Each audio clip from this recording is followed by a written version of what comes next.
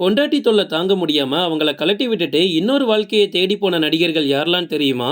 லிஸ்ட்ல நம்ம ஃபர்ஸ்ட் பார்க்க போறது சித்தார்த். சித்தார்த்துக்கு ரீசெண்டா தானே அதித்தி ராவ் கூட கல்யாணம் ஆச்சு. அப்புறம் எப்படி கழட்டி விட்டாருன்னு நீங்க நினைப்பீங்க. ஆனா சித்தார்த்துக்கு ஏற்கனவே ஒரு கல்யாணம் ஆயிருக்கு. 2003ஆம் ஆண்டு மேகனா அப்படின்ற பொண்ணை இவர் கல்யாணம் பண்ணிக்கிட்டாரு. மேகனாவும் சித்தார்த்தும் சின்ன வயசுல இருந்தே டெல்லியில ஒன்னா வளர்ந்தவங்க. அதன் மூலமா லவ் பண்ணி அப்புறம் கல்யாணமும் பண்ணிக்கிட்டாங்க. அதுக்கப்புறமா சித்தார்த் தமிழ் சினிமாக்குள்ள வரும்போது ஒரு பிளே பாயாவே மாறிட்டாரு. அதுவும் சித்தார்த்தோட காதல் வழியில சிக்கினது எல்லாமே முன்னணி நடிகைகள் தான். அதுலயும் முக்கியமா சமந்தாவை சொல்லலாம். சமந்தாவும் சித்தார்த்தும் பயங்கரமா லவ் பண்ணிட்டு வந்தாங்க. அந்த லவ் கடைசி கல்யாணம் வரைக்கும் போய் அதுக்கப்புறமா இவங்களுக்கு பிரேக்கப் ஆகி கல்யாணம் பாதியிலேயே நின்னுச்சு. சித்தார்த் மேகனாவை கல்யாணம் பண்ணிக்கிட்டதுக்கு அப்புறமாவும் அவர் தன்னோட வாழ்க்கையை தனியா தான் என்ஜாய் பண்ணிட்டு இருந்தாரு. ஒரு கட்டத்துல அவங்க ரெண்டு பேருக்கும் மிகப்பெரிய கருத்து வேறுபாடு எல்லாம் வந்து 2007ல சித்தார்த் மேகனாவை டைவர்ஸ் பண்ணிக்கிட்டாரு. அதுக்கப்புறமா சித்தார்த் நடிகை ஸ்ருதிகாசனை லவ் பண்ணிட்டு இருக்காரு அப்படின்லாம் நிறைய நியூஸ் வெளிவந்துச்சு. இது எல்லாத்துக்கும் முற்றுப்புள்ளி வைக்கிற விதமா சித்தார்த் அதித்தி ராவை இப்ப ரெண்டாவதா கல்யாணம் பண்ணிருக்காரு. பார்க்கலாம் இது எப்படி போகுதுன்னு. லிஸ்ட்ல நம்ம அடுத்து பார்க்க போறது ராமராஜன். அந்த காலத்துல ராமராஜனுக்கு மிகப்பெரிய கிரேஸ் உண்டு. ராமராஜன் மற்றும் நடிகை நளினி ரெண்டு பேருமே ஒரு மனதா லவ் பண்ணி கல்யாணம் பண்ணிக்கிட்டாங்க. ஆரம்பத்துல சந்தோஷமா தான் இருந்திருக்காங்க. அதுக்கப்புறமா ராமராஜன் ஒரு படத்துல ஹீரோயினா நடிச்ச நடிகை கூட அதிகமான விஷயங்கள்ல கிசுகிசுக்கப்பட்டாரு. அதுக்கப்புறமா நளினி ராமராஜன் கிட்ட இருந்து விவாகரத்தும் வாங்கிட்டாரு. ஆனா இன்னைக்கு வரைக்கும் நடிகை நளினி எந்த ஒரு பேட்டி எடுத்தாலுமே ராமராஜனை பத்தி பேசாம இருந்ததே கிடையாது. நான் இன்னுமே அவரை அந்த அளவுக்கு லவ் பண்றேன் அப்படின்னு சொல்லியிருப்பாங்க. ஆனா ராமராஜன் எந்த ஒரு பேட்டியிலுமே நளினியை பத்தி வெளிப்படையா சொன்னதே கிடையாது. அதை பத்தி ஏதாவது ஒரு கேள்வி கேட்டாலும் அவர் பெருசா பதில் சொல்ல மாட்டாரு. லிஸ்ட்ல நம்ம அடுத்து பார்க்க போறது தனுஷ். தனுஷ் அப்படின்னாலே ஒரு மிகப்பெரிய பிளேபாய் அப்படின்ற முத்திரையெல்லாம் குத்துனாங்க.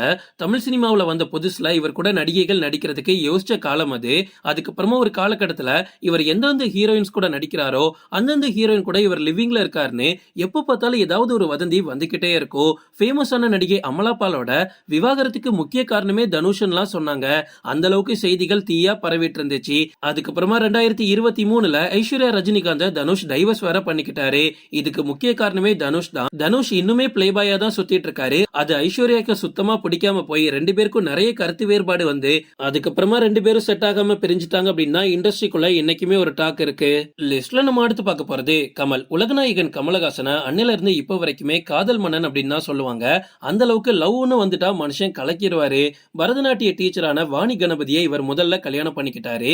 கல்யாணம் பண்ணிக்கிட்டு அதுக்கப்புறமா டைவர்ஸ் ஆயிடுச்சு. அதே வருஷத்துல பாலிவுட் நடிகை சரிதாவை ரெண்டாவதா கல்யாணம் பண்ணிக்கிட்டாரு. அவங்க கூடயும் டைவர்ஸ் ஆயிடுச்சு.